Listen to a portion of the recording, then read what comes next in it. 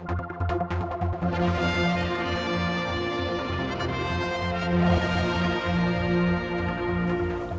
good morning everyone.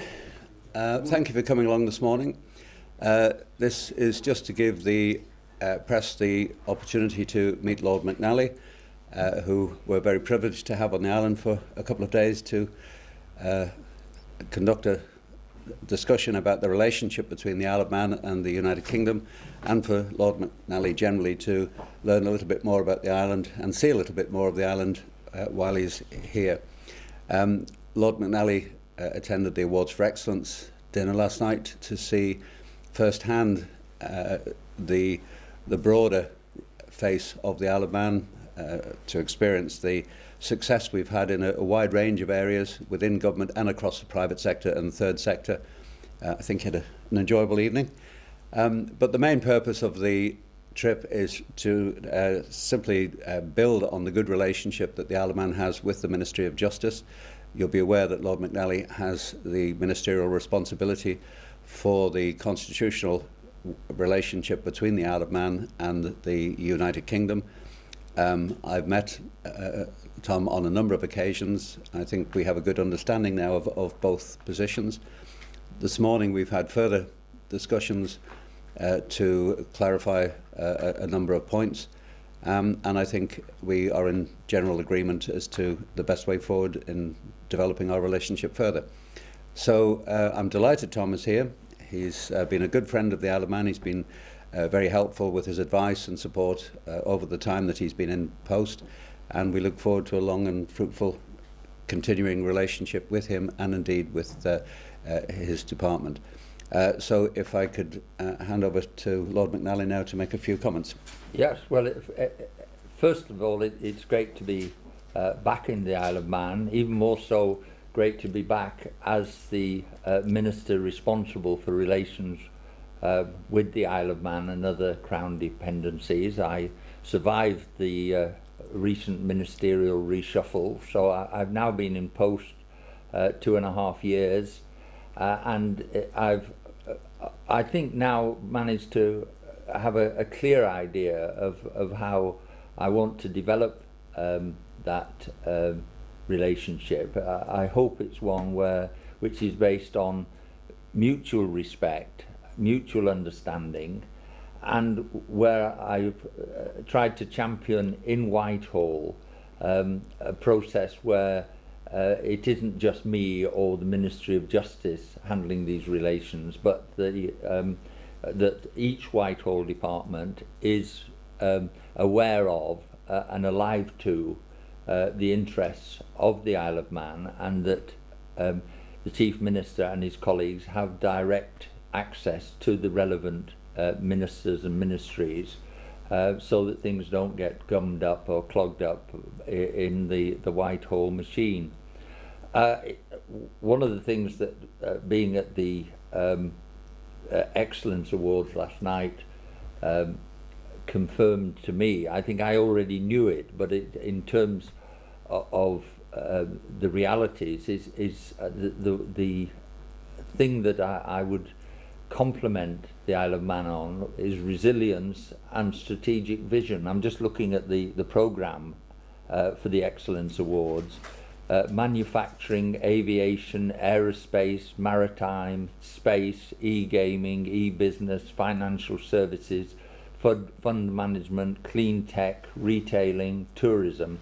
I mean, that is the kind of diversity which can make sure that you haven't got all your eggs in one basket, you're not over dependent on one sector of the economy, and that I was being briefed about how we were told last night, you're now the number 4 space country in the world. It's that an ability to spot a niche market and in the best sense of the word exploit those niche markets. You've done the same with private jet registration, but it's that nimbleness of foot and the ability to spot those opportunities that I think bodes very well for Isle of Man's future.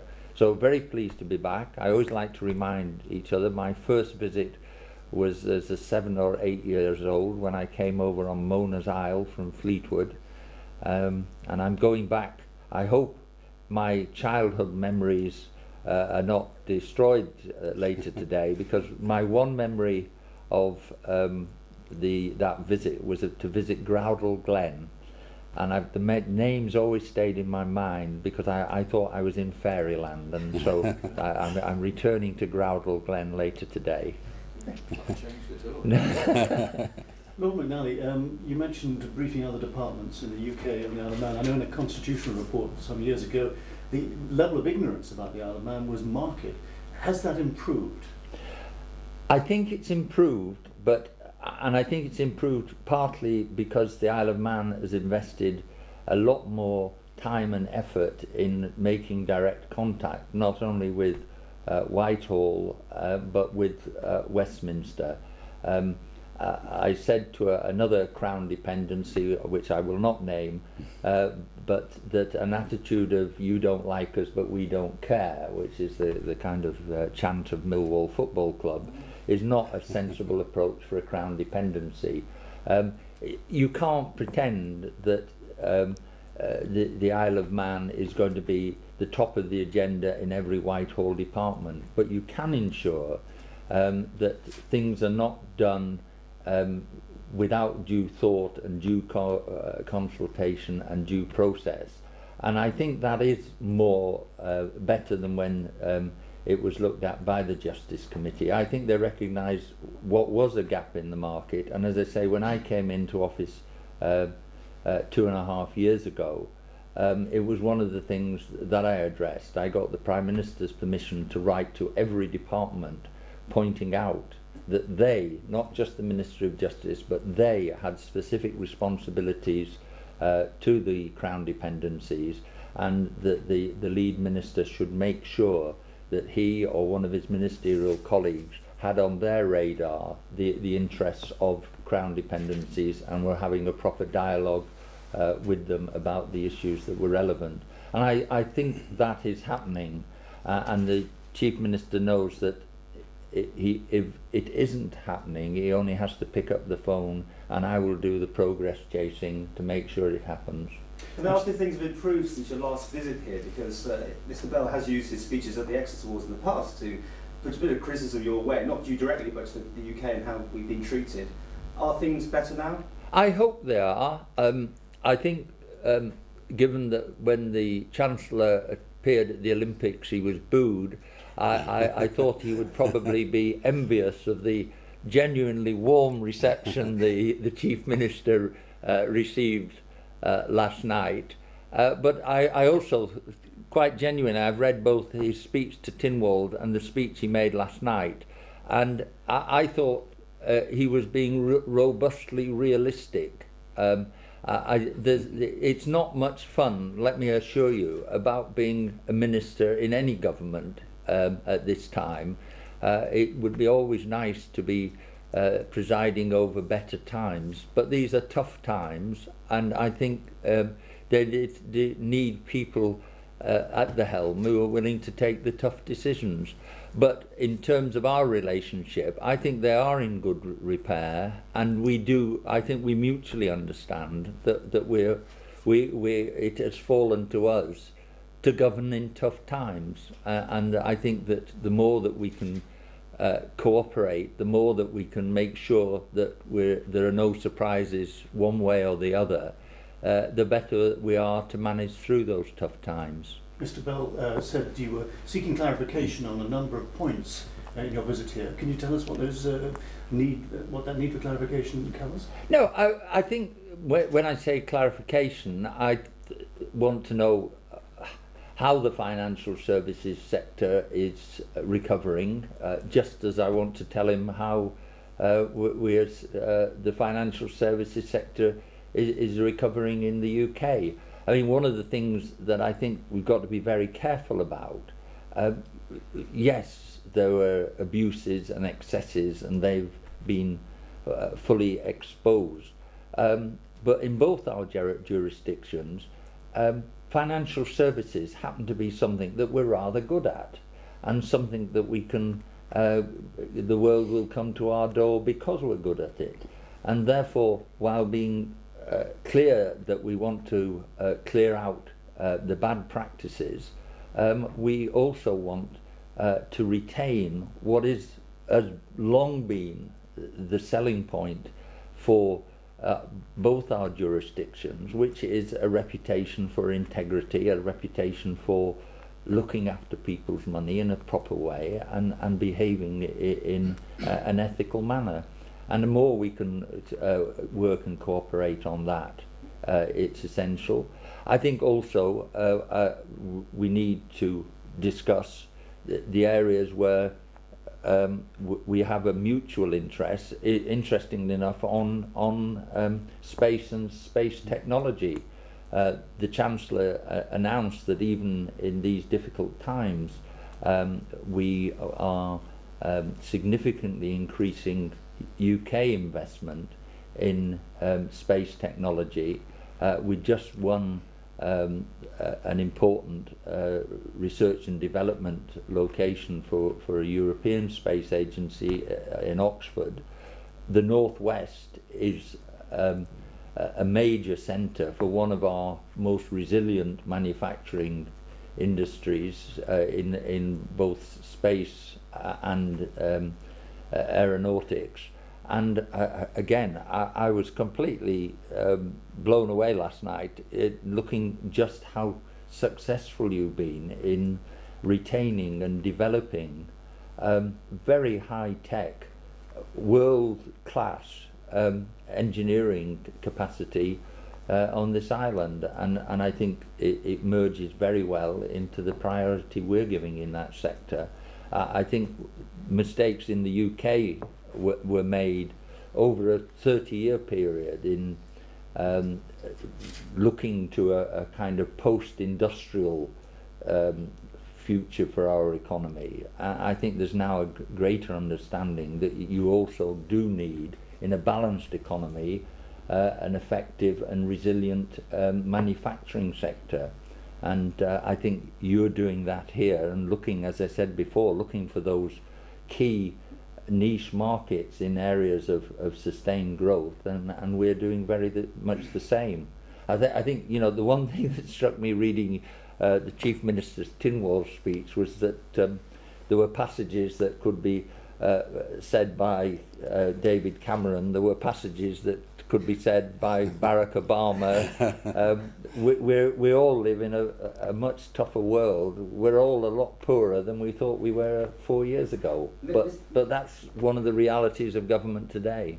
Mr. Bell's on record saying that we were taking the crumbs off the table in the past. Now you want those as well. I mean, you're talking about the space industry. Yeah. This is our baby. You want to get it. We are not against plundering good ideas. But the crumbs is too much. We're living in a global economy, and we're all looking for shares of where we can survive and prosper. And as I say, if a relatively small island with 85,000 people can show the kind of diversity that you have shown, then you know, there are lessons that we in the UK can learn. And I must say, and I'm not just saying this because I'm here, I've said it back home to colleagues, the quality of your civil service and your political leadership, I think, is extremely high. And if there is any tendency in Whitehall to think, oh well, we're dealing with country cousins and bumpkins, they'll get a very short, sharp shock that they're not. And what I want to do is to keep encouraging, as I say, that mutual respect and close contacts, because we've got a lot to do together. There are complementary areas that we can work together, and there are things that we shouldn't be too proud to say that we can learn. And as I say, one of the things that does impress me is your capacity to look at the global market, spot the niche, and go there and make a success of it. Well, McNally, the BBC 6 O'Clock News led earlier this week with another report on the likes of Google and Starbucks and Amazon costing the UK government hundreds of millions of pounds by sort of establishing themselves in low-tax countries, and we've seen a couple of senior UK ministers again absolutely slamming places like the Crown Dependencies and the like. What concerns do your colleagues in Whitehall express to you about places like the Isle of Man? I don't think they've expressed specifically about the Isle of Man, but when I said that we're all living in a new world, and again echoing what the Chief Minister has said last night, major companies, key jurisdictions are going to have to come to terms with the fact that parliaments, governments across the world are going to be looking at how these things are operated, and they're going to be issues of political debate. And when the Chancellor of the Exchequer answers questions in the House of Commons, he has questions on all sides about how he's handling the fairness of our tax system and the effectiveness of our tax system. And you see the same in what President Obama has said post his election, and the various debates that are going on in the EU. That is the world in which we live. The key thing, to my mind, is to see and understand the benefits that our relationship has with the Crown Dependencies and their role in financial services. And one of the other things that I've done since I've been a minister is to encourage the Crown Dependencies to build up better links with Whitehall and Westminster, better links with the EU, and I've also been very supportive of other international links that they've established. I don't want us to get in the way of them operating as proper international centres, but all financial centres, wherever they are going to come to terms with the fact that in their domestic politics and in their international politics, proper governance is going to be an issue. Okay. In the past, we've been perhaps portrayed as part of the problem for the UK. Do you think there's a change in attitude now? We can actually have a role by working together, jointly come up with solutions to it? I hope so. I think this is the idea. It's very easy to just take pops at either the Crown Dependencies or the bankers. I once talked to an American congressman who said that if ever he had a Friday night engagement and he wasn't sure what to say, he made an attack on big oil, because attacking the power of the oil companies was always a good line to take. And of course, it's very easy at the moment to attack the misdeeds of bankers. But I go back to what I said before. The financial services sector in both our jurisdictions are both very important to our economy, and when they're operating at their best, provide a real service which the world comes to our door to obtain.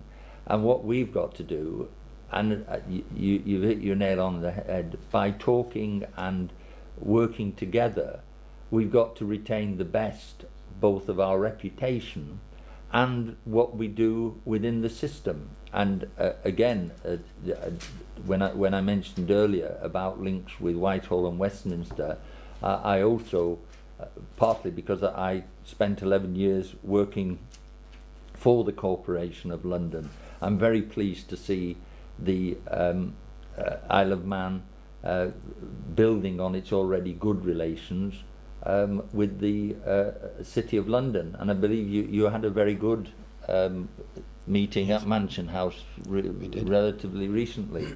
I mean, those are the things that we've got to do, is to work at relations rather than just take cheap shots at each other. Okay. Okay.